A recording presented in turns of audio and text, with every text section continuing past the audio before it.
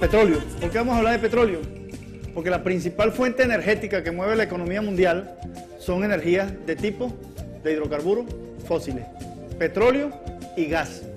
Hay carbón, hay energía solar, hay diferentes tipos de energía, hay energía eólica, pero esas fuentes de energía no cubren ni siquiera el 15% de la demanda energética mundial. Por lo tanto, quien cubre la mayor parte, quien mueve realmente el sistema económico mundial, es la energía proveniente del petróleo y del gas. Vamos a centrarnos en petróleo y en gas, más aún cuando nosotros somos productores de petróleo, de gas y poseemos las reservas más grandes del mundo de petróleo y la tercera reserva más grande del mundo en gas. ¿Qué vemos acá? ¿Cómo estaban las reservas del mundo en petróleo para el año 2004? Fíjense, estos son datos científicos. Estos no son datos de comentaristas, de periodistas, estos son datos aportados por el IDICSO. Aquí tenemos nosotros una torta donde refleja cada cuña un porcentaje en relación a la reserva total de petróleo del mundo. ¿Qué es importante aquí? Veamos Estados Unidos, lo que está en negro, ¿verdad? ¿Qué porcentaje tiene Estados Unidos de las reservas petroleras mundiales? 1,9. ¿Qué porcentaje tiene Europa, que está en fucsia? 1,5 para el 2004. 1,9 y 1,5. Si nosotros vamos a esta tabla, aquí tenemos Estados Unidos 1,9, la Unión Europea 1,5. China, que es el otro gran consumidor mundial, ¿cuánto tiene de reserva petrolera? 1,5. Quiere decir que las tres grandes economías del mundo no tienen petróleo, pero son los grandes consumidores. Venezuela, para el año 2004, teníamos certificado aproximadamente 70.000 millones de barriles de petróleo y eso representaba el 7% de las reservas petroleras del mundo. Pero si se incluyeran las reservas del Orinoco, si se certificara la faja petrolífera, estos investigadores estimaban que Venezuela podía tener el 28,3% de las reservas mundiales. Ninguno allí, ninguno tiene más que Venezuela. Porque Medio Oriente implica todos los países del Medio Oriente. Que si nosotros incluimos la faja petrolífera, ya seríamos la primera reserva petrolera del mundo. Este gobierno revolucionario montó un proyecto nacional que se llama el proyecto Magna Reserva, para certificar mundialmente las reservas petroleras de Venezuela. ¿Y por qué el proyecto Magna Reserva está certificando las reservas de la faja con la participación de la mayor cantidad de empresas petroleras del mundo? Porque seríamos el único país del mundo que certifica sus reservas con absoluta claridad, con absoluta transparencia. Ningún país del mundo ha certificado sus reservas con una transparencia ni remotamente parecida a lo que es el proyecto Magna Reserva. Puedo poner ejemplos. Países del mundo como Kuwait tienen ahorita las mismas reservas que tenían hace 30 años, pero tienen 30 años sacando petróleo. Hace 30 años tenían esas reservas. Tienen 30 años sacando petróleo y tienen las mismas reservas. Y no hay reporte del descubrimiento de nuevos yacimientos importantes. ¿Qué quiere decir eso? Que un país que tiene una economía fundamentalmente petrolera, los recursos económicos y las fuerzas motrices de su economía están representados en la industria petrolera. Es decir, hay empresas de servicio en la industria petrolera, hay contratos de servicio para la industria petrolera, hay inversiones que vienen con la fe y la creencia de instalarse en un país petrolero porque ahí van a tener crecimiento durante largos periodos. Y hay inversiones que vienen de exploración, de búsqueda de petróleo, porque se supone que ese es un país que tiene grandes yacimientos petroleros. A un país petrolero le conviene siempre aparecer mostrando grandes reservas. ¿Qué pasaría por lo menos en un país petrolero que hace 20 años dijo que tenía X cantidad de reservas y que cada 10 años certifica su reserva y dice, bueno, ahora tenemos X-10 y ahora tenemos X-20 y ahora tenemos X-50? ¿Qué va a pasar con los capitales? Van a huir. Los capitales petroleros se van. ¿Por qué se van? porque el petróleo ahí se agota y su función es básicamente extraer y transformar petróleo. El país económicamente empieza a ser golpeado. Por eso Kuwait siempre va a decir durante mucho tiempo que tiene la misma cantidad de reservas. ¿Usted ha escuchado decir, por lo menos, que en Arabia Saudita el pozo Karwal ya llegó a su cenit? No. Ese pozo se está agotando desde hace tiempo, pero ellos no reconocen que se está agotando. Arabia Saudita ahorita produce alrededor de 9 millones de barriles de petróleo, pero tiene tiempo produciendo eso. Pero siempre dice que ellos tienen la potencialidad de producir 12 millones al día, pero no lo producen. Más adelante vamos a ver cómo una directriz política conducía dentro de este proyecto del nuevo siglo americano a que en el 2008 Arabia Saudita debía estar produciendo 12 millones de barriles de petróleo para sustituir en el mercado mundial la producción petrolera de Irak, de Irán y de Venezuela y Nigeria. Es decir, la producción petrolera de Nigeria, más la de Venezuela, más la de Irak, más la de Irán, tenían que estar sustituidas para el 2008 en el mercado mundial por Arabia Saudita, pero no lo han podido hacer. Y ahí pueden haber muchas razones, una de tipo política, otro de tipo técnico. Yo particularmente creo que es más de tipo técnico que de otro tipo. Yo creo que los yacimientos petroleros de Arabia Saudita, sobre todo el de ese gigantesco pozo, la razón es fundamentalmente que ese gigantesco pozo se encuentra en un proceso de declive de su producción. Así que nosotros decidimos certificar nuestras reservas. Y ese proceso de certificación de reservas petroleras, al día de hoy, a la fecha de hoy, ya nos ha colocado nuestras reservas en 130.000 millones de barriles petroleros. Es decir, ya no tenemos los 70.000 que había en 2004, ya tenemos 130.000 millones de barriles de petróleo certificados. Porque la faja se va certificando por bloque. Esperemos que para el año que viene esté totalmente certificada, pero para lo que había a finales del año pasado y se dio a conocer a principios de este año, nos dice claramente que hemos certificado 130.000 millones de barriles de petróleo, con lo que pasamos a ser la tercera reserva mundial de petróleo ahorita certificada. La ventaja que nos trae a nosotros certificar las reservas son las siguientes. Fíjate, si nosotros, un país pequeño que se ubica dentro de esta política internacional, dentro de esta estrategia imperialista hegemónica del nuevo orden mundial, con esta cantidad de petróleo que el imperio sabe que la tenemos, pero que jamás se hizo pública, nos constituimos en un bocado apetecible, indispensable para garantizar la política hegemónica del nuevo orden mundial. Nosotros somos el yacimiento petrolero más importante de los Estados Unidos y así lo asumían ellos. Ellos nos asumían a Venezuela como su yacimiento más importante, porque somos el país petrolero, la reserva petrolera más cercana. De aquí un tanquero de los Estados Unidos dura 3 días, desde Arabia Saudita dura un mes o más. Al nosotros tener una reserva no certificada, no conocida por la humanidad, ellos, al igual que en Irak, que se dice que hay más petróleo del que está certificado, al constituirnos nosotros en un blanco apetecible, el impacto y el manejo de la guerra mediática de cuarta generación a nivel mundial es más fácil, mucho más fácil.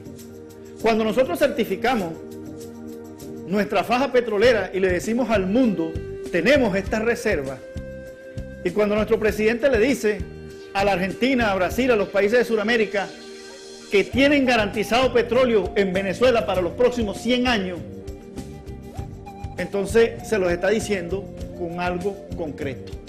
Y los está dentro del mecanismo de toma de conciencia y de generación de políticas de bloque, está fortaleciendo una política internacional. Nosotros le garantizamos la energía a los países suramericanos y a los países centroamericanos y podemos firmar un acuerdo energético de seguridad energética para las Américas Latina y del Caribe porque tenemos estas reservas. Si no tuviéramos esa reserva, ¿cómo esa política se fortalece? O sea, la fortaleza de nuestra política internacional, la fortaleza de los acuerdos de seguridad energética para América Latina y el Caribe se debe precisamente a este proyecto de Magna Reserva. Cuando el presidente le dice, el pueblo de Uruguay no tiene que preocuparse por petróleo durante los próximos 150 años porque nosotros lo tenemos. ¿En base a qué se lo dice? En base a esto. Pero una cosa es lo que diga Chávez, lo que diga nuestro presidente, y otra cosa es lo que dicen las empresas que están certificando. Y aquí hay empresas argentinas certificando, empresas brasileñas, empresas rusas, empresas chinas, empresas norteamericanas, empresas ecuatorianas. Aquí hay empresas de casi todas partes del mundo. Entonces, cada vez que una cifra de esa se certifica, no es Chávez el que dice que tiene petróleo, es el mundo que dice que Venezuela tiene petróleo. Y por lo tanto, dentro de esta coyuntura internacional, todos los dirigentes pro, o por lo menos con un mínimo de conciencia nacional y de amor por su pueblo, saben que si se impone el proyecto del nuevo siglo americano, este petróleo, como siempre había sido, solo iría a los Estados Unidos. Esto le garantizaría a Estados Unidos su modo de vida americano por lo menos para los próximos 50 o 70 años. Y de esa manera los pueblos de Sudamérica y de Centroamérica no tendrían posibilidades de desarrollo, ninguna, a vivir en la oscuridad. Así que certificar la faja petrolera del Orinoco nos permite a nosotros muchas cosas. Otra, no es lo mismo que tú vayas a pedir crédito a nivel internacional, ¿verdad?, cuando tú no tienes absolutamente nada que dé garantía, a que tú digas, mira, yo estoy montado en esta montaña de oro, porque esto es oro puro, estoy montado nada más y nada menos sobre 320.000, fíjense, 236.000 millones es lo que se va a certificar de la faja, más 70.000 que había, nos pone por encima de 300.000 millones, se estima que vamos a estar por encima de los 320.000 millones de reservas. Entonces, cuando usted va a cualquier parte del mundo a solicitar un crédito, un proyecto, y usted tiene 320.000 millones de barriles de petróleo ahí en el subsuelo, que son suyos, ¿tiene garantía o no tiene garantía de pago? Entonces, certificar esto, por donde nosotros lo veamos, es de valor estratégico fundamental para Venezuela y la consolida en el marco internacional. Se estima que el total esté alrededor de 317.000 millones de barriles de petróleo. ¿Por qué? Porque nosotros estamos certificando petróleo con una tasa de recobro del 20%. Por eso cuando decimos que se estima que van a haber 236.000 millones de recobro, lo que estamos diciendo es que los yacimientos petroleros que están en la faja contienen mucho más de eso, pero que eso es el 20% de lo que está allá abajo. Es decir, que abajo hay 5 veces más petróleo. Más de 1 billón de barriles de petróleo hay en la faja. Es decir, más de 1 millón de millones de barriles hay en la faja. Nosotros estamos estimando solamente recuperar el 20%. Pero cuando se supo que se iba a certificar la faja con una tasa de recobro del 20%, salió la política imperialista con sus voceros internos a decir que era una locura, porque en Venezuela jamás, nunca se había obtenido una tasa de recobro de mayor o superior al 12%, que estimar esas reservas con una tasa de recobro un 20% era un fraude que el chavismo le estaba haciendo al país, que la revolución le estaba haciendo al país. Y mucha gente se creyó ese cuento. ¿Por qué? Porque uno no tiene información, porque uno no tiene conocimiento. Y cuando uno no tiene información y no tiene conocimiento, cualquiera que se le pare a hablar delante de uno, que diga que sabe, uno le cree. Y uno cree que eso es verdad, que el chavismo le está haciendo un fraude. Mucha gente cree que eso es verdad, que la revolución le está haciendo un fraude a la nación, diciendo que está certificando el 20%. Pues yo le quiero decir lo siguiente: la oposición ha usado una media verdad para engañarnos de nuevo, o para intentar engañarnos de nuevo. Un pozo petrolero, vamos a verlo como que si fuera este vaso. Este vaso es un pozo petrolero. Vamos a imaginarnos que esto es un pozo petrolero. Aquí lo que hay es puro petróleo, pero eso está debajo de la tierra. Yo tengo que perforar, abrir un hueco con un taladro para llegar hasta el pozo y bombear de allí el petróleo para que suba. En muchos yacimientos, si están cercanos y tienen un petróleo muy liviano, él fluye solo si está muy lleno. Por la presión, la diferencia de presión, él sube. Pero llegará un momento que dejará de subir y también lo voy a tener que bombear. yo tengo que hacer un gasto para llegar hasta donde está ese petróleo. O sea, yo perforo, para perforar esas máquinas que consumen energía. ¿Y de dónde sale esa energía? Del mismo petróleo. Así que para yo sacar petróleo, que es energía, yo necesito gastar energía. Entonces yo tengo una energía que gasto y una energía que saco. De la diferencia entre esas dos energías, yo tengo la ganancia. Cuando el pozo está nuevo, que lo acabo de perforar, que es un pozo así como esta botellita de agua, totalmente lleno, ¿cuál petróleo va a salir más rápido? El que está aquí arriba, ¿verdad? Y para sacar ese, yo gasto menos energía. Por lo tanto, cuando yo estoy sacando este petróleo, el gasto energético es menor y la diferencia es mayor. Yo obtengo más ganancia. A medida que yo voy sacando ese petróleo, el pozo se va agotando. Voy disminuyendo la cantidad de petróleo que hay. Llega un momento que la cantidad de petróleo que hay aquí abajo ya no es posible sacarla. ¿Por qué? Porque la cantidad de energía que yo voy a utilizar para sacar ese petróleo es mayor que la energía que voy a obtener por ese petróleo que he sacado. En otras palabras, gasto más de un barril de petróleo para sacar un barril. Por lo tanto, no puedo sacar eso. Entonces, la tasa de recobro lo que me está dando es la cantidad de petróleo que yo puedo sacar de allí con la tecnología que yo dispongo. Claro, en Venezuela nunca habían pasado el 12%, porque las transnacionales, su visión es la máxima ganancia. Como ellas eran las dueñas del país, ellos perforaban un pozo de petróleo aquí, ¿y qué sacaban? El petróleo que está aquí arribita, porque era donde tenía menos gasto. Cuando el gasto se incrementaba para sacar el más de abajo, sacar el petróleo de más abajo, ¿qué hacían? Se mudaban kilómetros más allá, perforaban y sacaban del otro yacimiento. Y solo extraían petróleo hasta un 12%, porque eso le daba a ellos la máxima ganancia. Por eso es que se dice popularmente que las transnacionales se llevaron el lomito. ¿Ustedes no han escuchado esa expresión? Ellos se llevaban el lomito, claro. Ellos se llevaban la capa de petróleo que está en la superficie, hasta un 12% del pozo. Ahora, para sacar del 12% al 20%, la ganancia es menor, hay que hacer grandes inversiones. Pero, ¿por qué ellos no hacían esas grandes inversiones? ¿Para qué las vas a hacer si tú puedes moverte más allá y perforar un pozo más allá? Con el consiguiente daño, porque muchos de esos pozos se fracturan una vez que son perforados, porque cambian sus condiciones desde el punto de vista geológico y esos pozos se fracturan y se dañan porque el petróleo se infiltra, porque el petróleo se pierde por una serie de razones y la nación pierde esas riquezas. Muchos de esos pozos fueron dañados. Por eso la oposición dice que aquí nunca se había recobrado hasta el 12%. Pero más adelante vamos a ver que en el mundo y especialmente en los Estados Unidos se han alcanzado tasas de recobro que superan el 20%, que llegan hasta el 40%. En Estados Unidos la tasa de recobro es del 40%. Pero eso no lo dicen ellos. Entonces ustedes ven cómo usan una supuesta realidad para mentir y para engañar, para desmantelarnos a nosotros nuestro pensamiento, incrustarnos ideas falsas que a la larga atentan contra nosotros mismos. En el 2010, una vez que esté terminado el proyecto Magna Reserva, Venezuela se ubica como la principal potencia energética del planeta. Como la principal potencia energética del planeta. Ya vimos entonces cómo está distribuido el petróleo. Vamos a ver cómo se extrae. Ya vimos en la gráfica anterior los porcentajes de reservas que hay en cada país. Vamos a ver entonces ahora cómo se saca.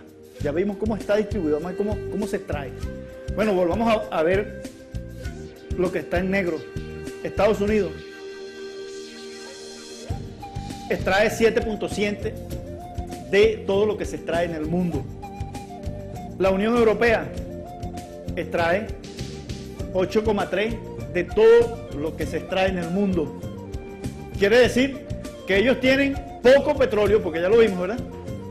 Uno tiene 1.5 y el otro 1.9, pero extraen muchísimo. O sea, tienen poquito, pero lo consumen mucho.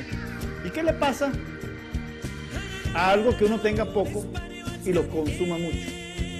Se agota rápido, ¿verdad? Yo tengo una galleta y yo como mucha galleta, es casi seguro que esa galleta no pase el mediodía.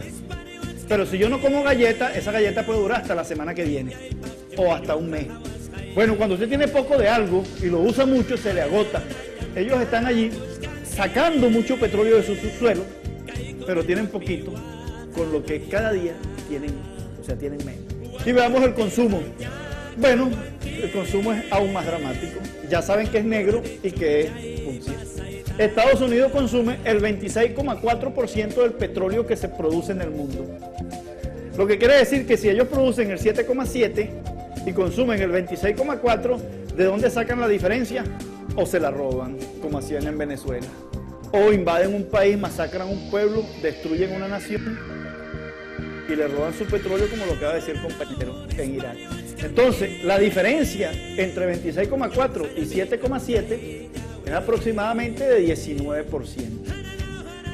Casi 19%. Si sacan la cuenta, tendrán el número exacto. Fíjense la inmensa dependencia de las fuentes energéticas externas que tiene Estados Unidos. Pero Europa no se queda muy lejos. Europa 19,6% consume del petróleo que se produce en el mundo y produce apenas el 1,9 o el 1,5. Así que ellos consumen mucho de lo que tienen poco y que además usan excesivamente. Fíjense esa situación. Quiere decir que esas son economías que tienen su basamento, es decir, sus pies dependiendo de otras naciones.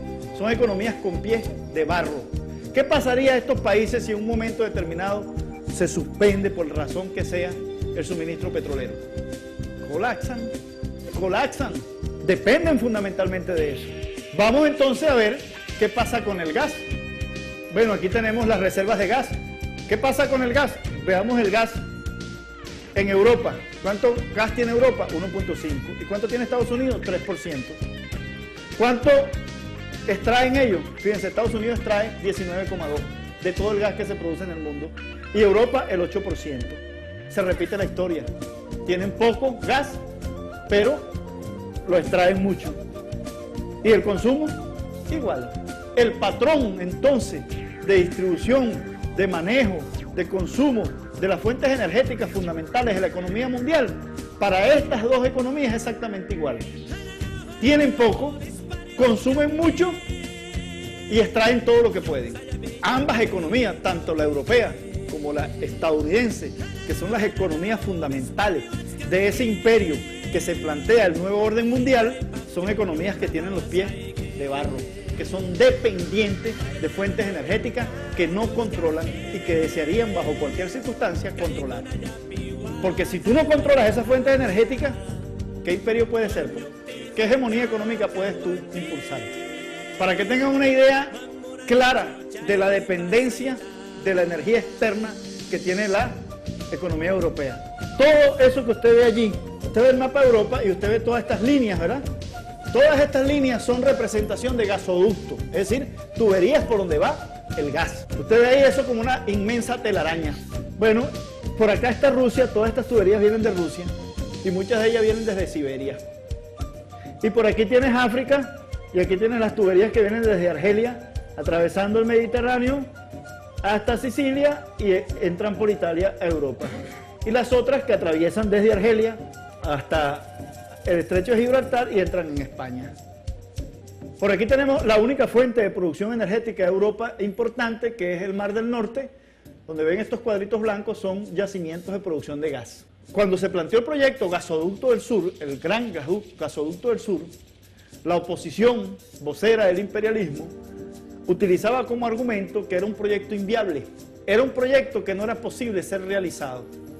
Y ridiculizaban a nuestro comandante, al ministro de Energía y Minas y a PDVSA, porque estaban montándose en un proyecto que no tenía viabilidad ninguna, porque la extensión del gasoducto era aproximadamente 6.000 kilómetros y que era imposible prácticamente y económicamente no rentable de llevar gas desde acá, desde la costa sucrense hasta Argentina, porque la trayectoria de esos gasoductos lo hacía prácticamente económicamente inviable. Pero cuando nosotros vemos ese mapa de Europa, nosotros decimos, bueno, si eso es verdad, ¿cómo es que a los europeos sí les funciona? O sea, a los europeos traen gas de Siberia y sí les funciona. Y se están matando por llevarse el gas de Irán, que está más allá prácticamente del Medio Oriente. Están tratando de llevarse el gas del mar Caspio y a ellos sí les funciona. A nosotros no. O sea, nosotros somos tan tarados, ¿o será que los europeos son más brutos que nosotros, chicos? Y se pusieron a hacer todas esas tuberías a sabiendas de que eso no les funciona. Evidentemente que ese es un argumento que también es falso. Que también es falso porque no tienen elementos que le permitan a ellos desmontar las políticas que está impulsándose del proceso revolucionario. Pero tienen que destruirlo porque si no, el proyecto del nuevo orden mundial no se puede ejecutar. Ahí vemos claramente cómo sí es posible construir un nuevo gasoducto. Miren esa telaraña de gasoducto que hay allí. Para que tengan aún más idea de esto, el gas que llega a Europa proviene del Mar del Norte, de la República de Argelia y de Rusia. Ellos son totalmente dependientes del gas de Rusia y del gas de Argelia. Aquí vamos a revisar algunas cosas para que nos terminemos de ubicar en la realidad europea. Fíjense, el consumo de gas en la Unión Europea en el último quinquenio ha experimentado un crecimiento vertiginoso. Tan solo en Gran Bretaña alcanzó la cifra de 94.000 millones de metros cúbicos en el año 2005. El consumo de gas por economías particulares se duplicó en los últimos 3 años y sigue aumentando. La extracción de gas en la propia Europa disminuye. El ritmo de crecimiento que se registra en Noruega, 10% al año, no puede compensar la caída en el sector británico del Mar del Norte y la paulatina reducción de la extracción que se observa en Holanda. El año pasado, los últimos 2 países perdieron 14.000 millones de metros cúbicos en comparación con el volumen extraído en el 2004. Estamos hablando del año 2005. Desde el año 2000, Gran Bretaña se ha privado del 20% de la extracción de su gas y esta cifra irá en aumento, lo que significa que cada vez Europa es más dependiente de las fuentes de energía externas. A pesar de ello, a pesar de que cada vez es más dependiente, ellos hasta el año 2006, hasta más o menos finales de julio del año 2006, la Comunidad Económica Europea tenía una política que no permitía la firma de contratos de suministros de gas a largo plazo. Y uno entonces piensa y analiza y dice, bueno, si yo no tengo gas, cada vez más dependemos de los suministros de gas. ¿Cuál es la conducta racional, la conducta lógica, la conducta que estaría en armonía con la solución de esa problemática? Por supuesto, que garantizar proveedores a largo plazo del suministro gasífero. Me explico. Si usted no tiene vivienda, depende de alquilar una vivienda, y usted anda buscando una vivienda y quiere firmar un contrato con un señor que le está alquilando la vivienda, usted trata de firmar ese contrato por lo menos de 1 año. Porque si el señor le dice, yo te firmo el contrato nada más por 3 meses, no te está resolviendo el problema. A los 3 meses tienes que andar otra vez corriendo por ahí buscando casa. Imagínese lo que significa una mudanza cada 3 meses. Es una loquera. Usted no va a estar mudándose cada 3 meses. Entonces usted no va a alquilar una casa cada 3 meses. Usted alquila por un tiempo más o menos razonable, que le garantice permanencia en el tiempo, que le garantice tranquilidad y que le garantice a usted poder desarrollar sus actividades en armonía y eso le permita crecer. Si esa es la conducta, ¿cómo nos explicamos nosotros la conducta de la Comunidad Económica Europea hasta el 2006, que negaba a los países miembros de la Comunidad Económica la posibilidad de firmar contratos a largo plazo? Es decir, todos los contratos a corto plazo. No había posibilidad de firmar contratos de largo plazo. Parecía una conducta irracional, ¿verdad? Ilógica, absurda. Y uno dirá, ¿será que los europeos estaban locos? Pues no. Exactamente. Algo tenían en mente. ¿Qué tenían en mente los europeos? Lo veremos más adelante y responderemos esta pregunta más adelante. Por los momentos vamos a seguir hablando sobre el petróleo. Aquí tenemos una gráfica donde nos muestra a nosotros cómo ha sido el descubrimiento de los yacimientos petroleros a lo largo del siglo pasado. Cada barra indica una década, es decir, la cantidad de descubrimientos que ocurrieron en una década. Fíjense que en el 50, la década del 50 fue la década donde más descubrimientos se realizaron. Pero que a partir de la década del 50, hubo un proceso de descenso en el número de yacimientos descubiertos. Cada vez se descubre menos yacimientos petroleros. Y ya al final del siglo, los yacimientos que se descubren son sucesos, son eventuales, casi cero. Excepto, bueno, en lo que va de siglo, Brasil, que ha descubierto fundamentalmente 2 yacimientos costa afuera, que aunque son grandes yacimientos, son muy costosos de explotar por la profundidad. Pero están allí, están descubiertos. Pero el resto no se ha producido descubrimientos de importancia que puedan modificar la proyección de las reservas petroleras mundiales. El planeta, la humanidad consume alrededor de 87 millones de barriles de petróleo al día. Si nosotros multiplicamos eso por 365 días al año, tenemos la cantidad de barriles que se consumen en un año. Si lo multiplicamos, si agarramos ese valor y dividimos las reservas petroleras mundiales entre ese valor, tenemos el tiempo en el cual van a durar esas reservas. Todo descubrimiento que yo haga o que se realice para impactar los años de vida del petróleo tiene que ser muy grande, porque al dividirse por esa producción prácticamente no impactaría en nada. Me explico. 87 millones de barriles que se producen al día por 365 días nos da miles de millones de barriles de petróleo. Yo descubrimos un yacimiento de 5.000 millones. Bueno, eso cubre un día. Cubre un año. Entonces, si tú tienes un horizonte de vida de 44 años, ¿a cuánto sube? A 45. Eso no impacta en lo absoluto la política mundial. Impacta al que descubrió el yacimiento, que tiene 5.000 millones de barriles, tiene una riqueza, pero desde el punto de vista de la política mundial no tiene efecto. Y eso tenemos que tenerlo muy claro. Porque eso conduce a que la gente de repente se cree falsas expectativas. Se descubrieron los yacimientos brasileños, sí, eso fortalece a Brasil. Habría que ver qué tan grandes son esos yacimientos. Si esos yacimientos son de las magnitudes parecidas a la faja o a la mitad de la faja, podrían impactar en algunos años el horizonte de vida mundial. Pero lo contrario no. De lo contrario es un descubrimiento que no tiene ningún impacto y no va a cambiar la situación internacional. Entonces, como vemos que cada vez hay menos descubrimientos, eso trae como consecuencia que todo el petróleo que hay disponible en el planeta, por no decir el 100%, más del 90% del petróleo que existe en el planeta, ya se conoce y sabe dónde está localizado. Y se tiene cuantificado. Y los nuevos yacimientos que cada vez aparecen, que son menos y más difíciles de encontrar, no van a modificar sustancialmente esos números. Por lo tanto, nosotros entonces, si sabemos cuánto petróleo hay, en dónde está, nosotros podemos también predecir en base al consumo cuánto va a durar y cuándo empieza a agotarse ese petróleo. Porque en la medida que yo iba descubriendo yacimiento y descubriendo yacimiento, yo podía seguir produciendo petróleo y no podía decir nunca cuándo se va a agotar, porque cada vez aparecían más yacimientos. Y podía seguir aumentando la producción que iba como consecuencia de la aparición de más yacimientos. Pero cuando ya los yacimientos no aparecen o disminuyen su aparición y yo sigo produciendo, estoy agotando lo que tengo. Y lo empiezo a agotar.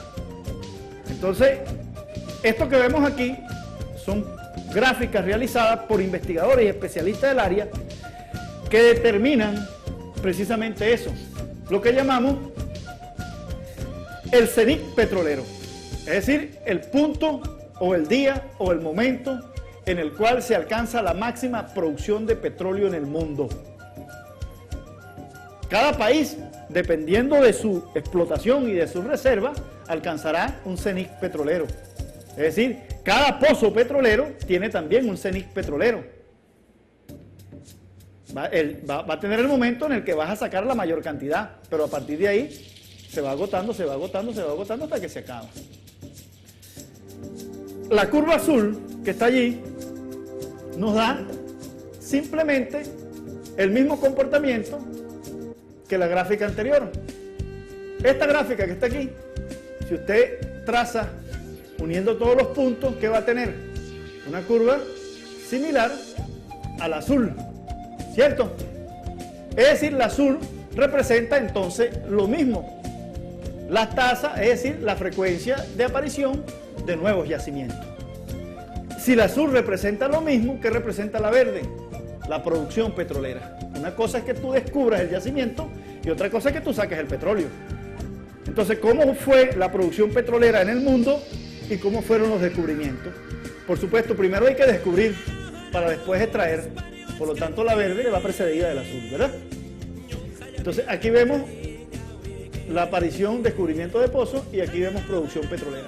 Todo este modelo que fue desarrollado por el geofísico Hoover, geólogo norteamericano, que predijo correctamente el cenit de producción petrolera en Estados Unidos y la predijo que ocurriría en 1969 y el cenit ocurrió en el 70. Usando el modelo de Hoover, los científicos, fíjense aquí, Freda y asociados, determinaron que el cenit del petróleo está, de la producción petrolera, está más o menos alrededor de esta época, fíjense, los años 2000. Más o menos por ahí, ¿verdad? Correcto. ¿Qué significa eso? Que a partir de ese momento que se alcance, el petróleo se irá a valer cualquier cantidad de dinero.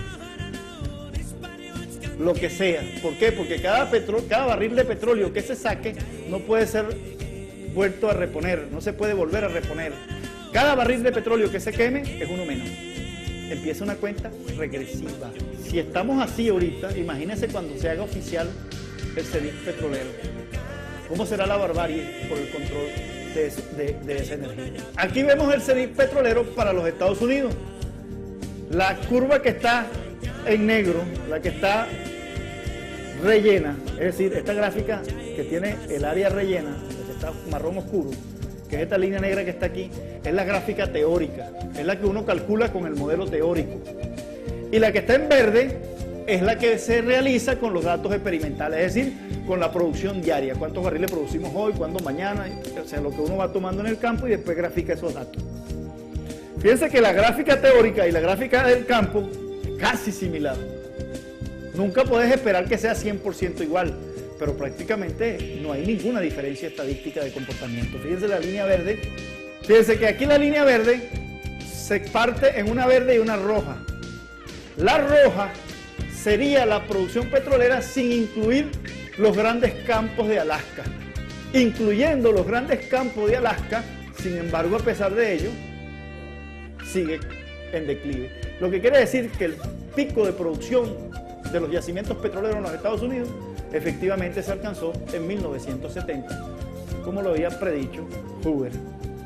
Pero esto es lo que Estados Unidos produce y esto es lo que consume.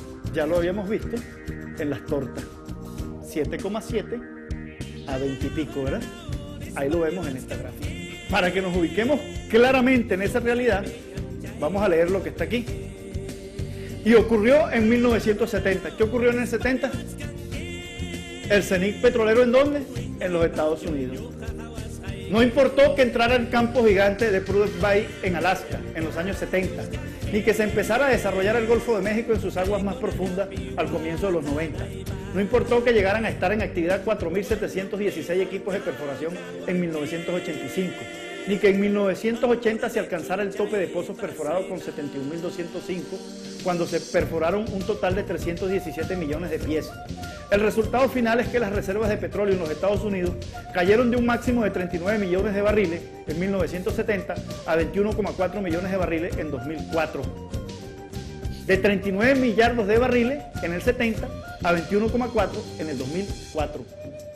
Y la producción de petróleo de un máximo de 10 millones de barriles diarios en octubre del 70 a solo 5,1 millones de barriles diarios en mayo de 2006, con más de 260.000 pozos produciendo entre 1 y 15 barriles diarios. Más de 260.000 pozos produciendo entre 1 y 15 barriles diarios. ¿Usted sabe lo que eso significa? Que usted tenga un pozo petrolero para producir un barril, pero no tiene uno, tiene 260.000 pozos que producen entre 1 y 15. Ahí hay dos cosas que son impactantes. Una, que prácticamente todos los estados de los Estados Unidos están perforados, porque deben haber perforado prácticamente todo el continente norteamericano buscando petróleo. Y además el estado de desesperación por esa fuente energética es de tal magnitud que puedes tener 260.000 pozos produciendo entre 1 y 15 barriles, para que apenas, a duras penas, puedas alcanzar producir 1 millón o un poquito más en 260.000 pozos, 1 millón de barriles. Y fue en los Estados Unidos donde se han probado todas las tecnologías de recuperación secundaria y terciaria, donde se han perforado el mayor número de pozos horizontales, donde se ha aplicado al máximo la tecnología de las bombas eléctricas en el fondo de los pozos para aumentar su producción, donde la tecnología de sísmica tridimensional y de 4 dimensiones se ha utilizado en extremo para buscar más petróleo y optimizar las perforaciones y el desarrollo de los yacimientos. Y con precios mayores de $20 desde 1999, llegando hoy a estar por encima de los $70 que hacen cualquier actividad positivamente económica. Fíjense lo que dice aquí, y no se pasa del promedio de 40% de recobro total. ¿Qué quiere decir eso? Que en Estados Unidos recobran el 40%, pero ellos decían que en Venezuela no se puede recobrar el 20%. O sea, los venezolanos no podemos recobrar el 20%, pero los yanquis sí pueden recobrar el 40%. Los venezolanos no podemos construir un gasducto que pueda llevar gas a Sudamérica, pero los europeos sí lo pueden traer desde Siberia. ¿Hasta cuándo vamos a seguir nosotros con ese tipo de pensamiento y con ese tipo de discursos? Eso hay que enfrentarlo, pero para enfrentarlo tenemos que tener estos conocimientos y estas herramientas. Para estar más claro aún, vamos a observar lo que nos dice la siguiente lámina. En esta lámina estamos observando la proyección del pico de extracción mundial de petróleo según diversas fuentes autorizadas. Es decir, el resultado de la investigación de diferentes grupos internacionales que trabajan en este campo y que muestran claramente que el cenit del petróleo lo vamos a alcanzar entre el 2005 y el 2037, con una probabilidad mayor ubicada en el rango que comprende entre el 2006 y el 2016. Si nosotros consideramos que estamos viviendo el 2008, obviamente nos encontramos transitando los días en el cual la humanidad alcanzará el cenit del petróleo, alcanzará el punto más alto de producción petrolera. A partir de allí, cada barril de petróleo que se extraiga no podrá ser repuesto. A partir de ese momento, la humanidad se encontrará en una disyuntiva de ir agotando progresivamente las reservas energéticas que provienen de los hidrocarburos fósiles, específicamente del petróleo. Aquí podemos ver claramente cómo investigadores como Campbell, investigadores como la Asociación para el Estudio del Cenit Petrolero, del Gas y del Petróleo, estiman que el petróleo se agotará en los años alrededor del 2009. Como podemos ver, lo que estamos refiriendo es el resultado de la investigación desarrollada por especialistas en el área. Esto no lo estamos diciendo nosotros. Esto es un conocimiento que está al alcance de todos los gobiernos del mundo. Estamos atravesando entonces la época del cenit petrolero, la época que permite entonces al capitalismo mostrarse con toda su voracidad. De hoy en adelante, o de estos días en adelante, quienes controlen esta energía podrán de alguna forma u otra tener influencia para definir lo que realmente puede estar pasando a nivel mundial. ¿Usted sabe lo que significa que estemos conscientes de que el petróleo se acaba en 50 años? ¿Qué podemos hacer? ¿Qué puede hacer la humanidad? La humanidad tiene una disyuntiva cuando alcancemos el cenit petrolero. Evolucionar rápidamente en busca de alternativas tecnológicas que nos permitan mantener esta sociedad y avanzar hacia estados de progreso humano más elevados, o sumergirnos en una barbarie como es la que plantea el imperio, donde ellos controlarían toda esa fuente energética para ellos y lo demás a vivir en la barbarie. Estamos entonces en un momento de quiebre histórico. Estamos en un momento de trascendencia para la humanidad. Por eso nuestro presidente en la consigna fundamental de este proceso dice patria, socialismo o muerte. Porque solo en el socialismo podemos desarrollar una sociedad que garantice el uso adecuado de estas reservas energéticas. De lo contrario, ¿a dónde vamos? A la muerte, a la barbarie. Y ya vamos a ver esta barbarie aquí. Miren, para el año 2004 el horizonte de vida mundial de los hidrocarburos para el petróleo era 44 años. Para el gas, 65 años. Pero para Estados Unidos eran 11,1 años.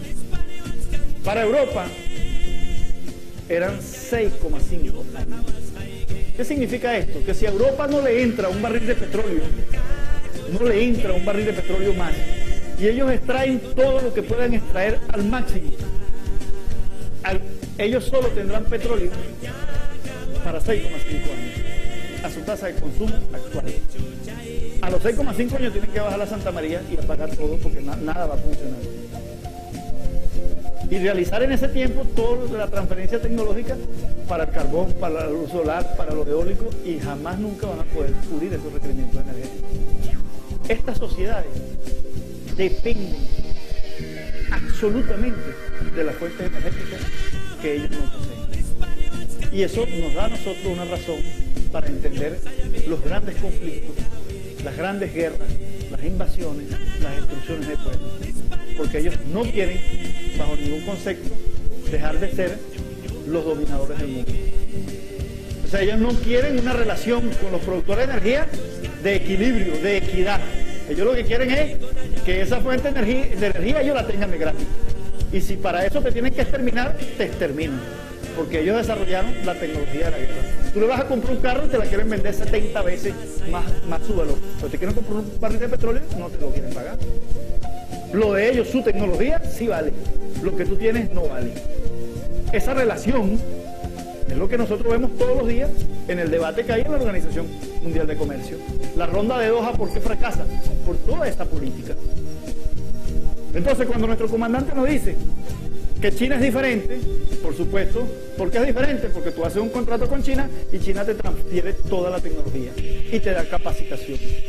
¿Por qué el satélite que se va a montar se construyó en China y no se construyó en otro país? Pudo haberse construido en cualquier otro país europeo. ¿Y por qué no se hizo? ¿Por qué no se hizo en Francia? Pues? Porque no te van a dar la transferencia tecnológica, porque ellos son colonialistas. Los chinos no solamente te dieron, vamos a hacer satélites, sino que tráeme todos los venezolanos que quieran aprender a hacer satélites, para que lo hagan aquí, para que ellos mismos lo construyan, para que lo fabriquen aquí. Vamos a formar el personal venezolano en la construcción, en la fabricación y en el manejo de esos satélites. El satélite va a ser lanzado. Las primeras 18 horas va a estar bajo control chino, después la 18ª hora totalmente para control venezolano. Y esa transferencia tecnológica es parte del paquete. Los europeos no te hacen eso. Jamás. Esa tecnología para los europeos vale oro, pero tu petróleo no. Entonces Venezuela no le va a vender petróleo a China. Claro que tenemos que ser solidarios y tenemos que ser recíprocos. Y esa reciprocidad es precisamente lo que no quiere el imperio. Fíjense, en el 2025, Estados Unidos se estima que si seguía creciendo a la tasa del 2004, consumiría 28 millones de barriles diarios. ¿De dónde lo iban a sacar? Venezuela tenía que producir por lo menos 8 o 10 millones de barriles diarios.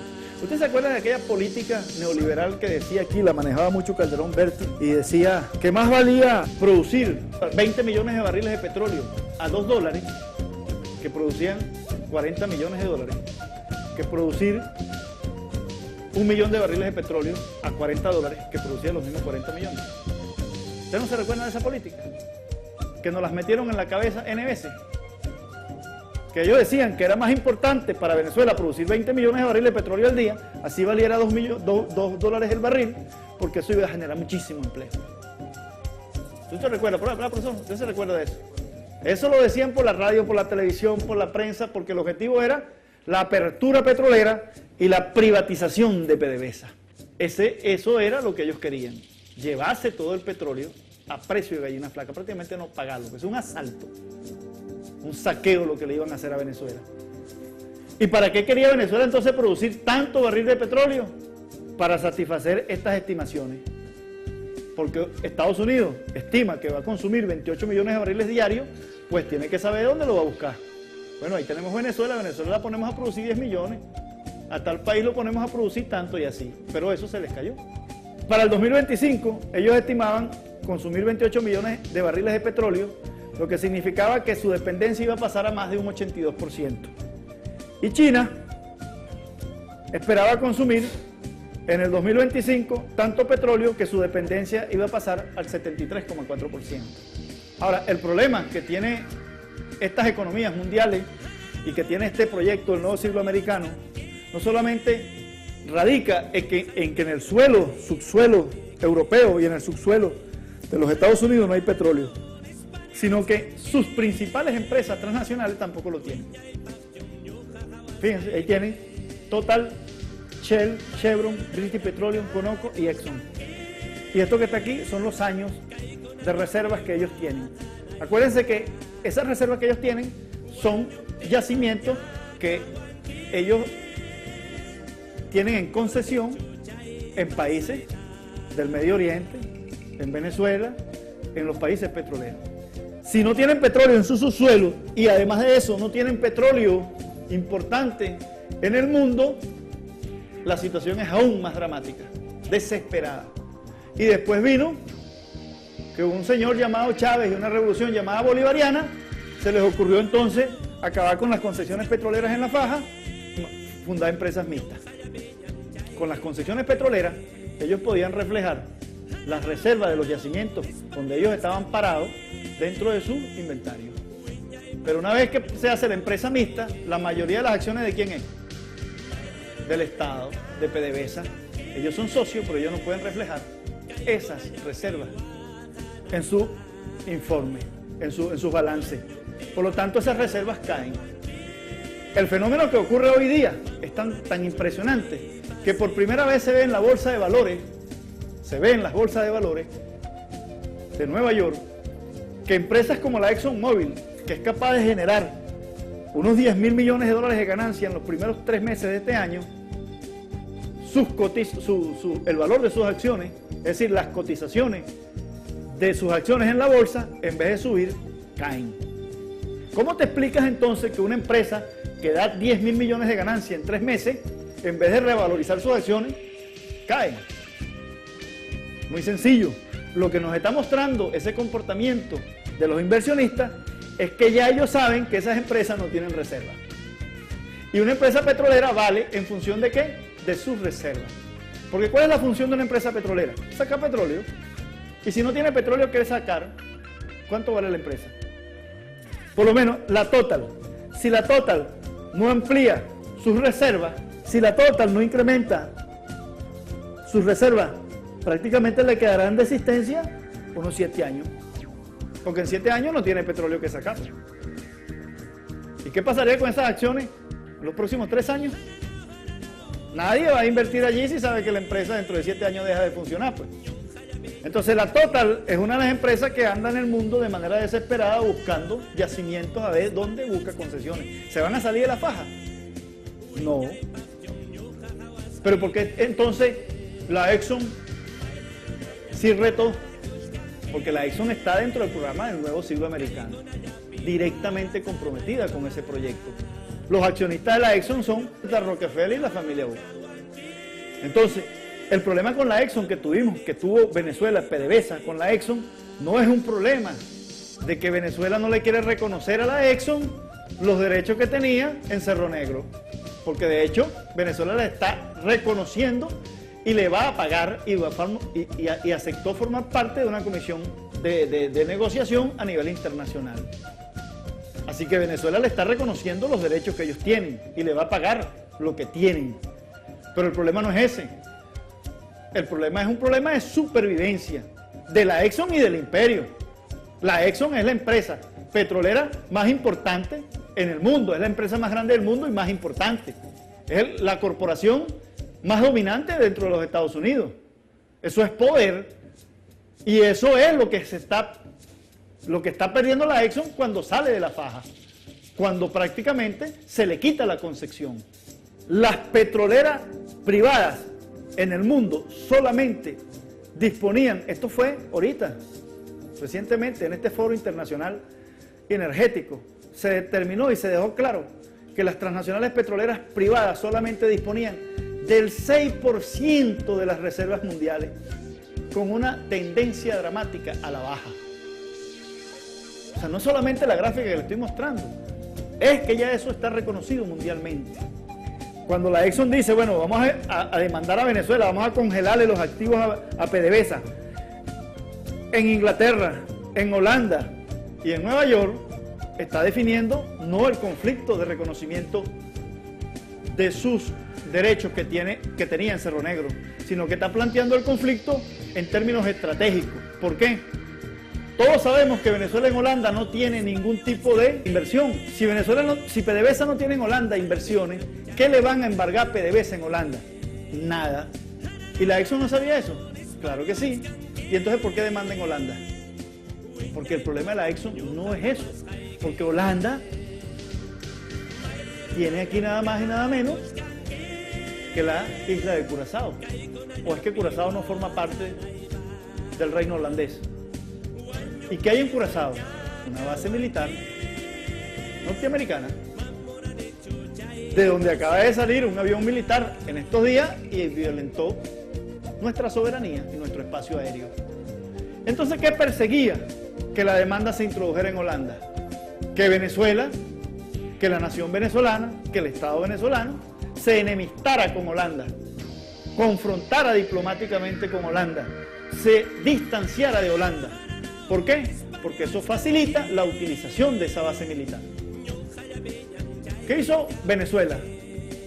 Venezuela fue y asistió a la demanda en Inglaterra y la ganó.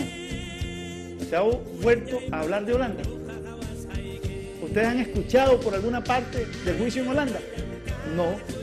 ¿Por qué? Porque el objetivo político, militar que ellos tenían, no se les cumplió.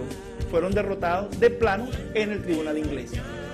Pero el objetivo era el conflicto internacional y la separación, el aislamiento de Venezuela de estas naciones cabeza del imperio que permitan utilizar la base militar en Curazao a la hora de cualquier locura y una isla que se llama Trinidad, que forma parte del Reino Unido, para utilizarla como cabeza de playa de la OTAN, que ya vimos que es parte de ese ejército del proyecto del nuevo orden mundial. Pero ellos salieron derrotados y nosotros políticamente, con ese conocimiento de la realidad internacional, pudimos dar una respuesta adecuada y nuevamente derrotarlos en los terrenos que ellos nos estén planteando. Y eso es lo que ha hecho la Revolución Bolivariana y eso es lo que estamos haciendo los pueblos de Sudamérica y los pueblos del mundo, derrotando al imperio y esa política sin caer en la provocación militar, que es lo que a ellos les interesa. Fíjense, para el año 2004, aquí estaban las reservas que tenían los países expresadas en esa gráfica. Fíjense, Reino Unido 6 años, Noruega 8 años, México 11, Estados Unidos 11, China 13, Canadá 15, India 19, Rusia 21, Arabia Saudita 68, Venezuela 71, 2004. Ahorita Venezuela tiene 130, Irán 89, Kuwait 112 e Irak 155.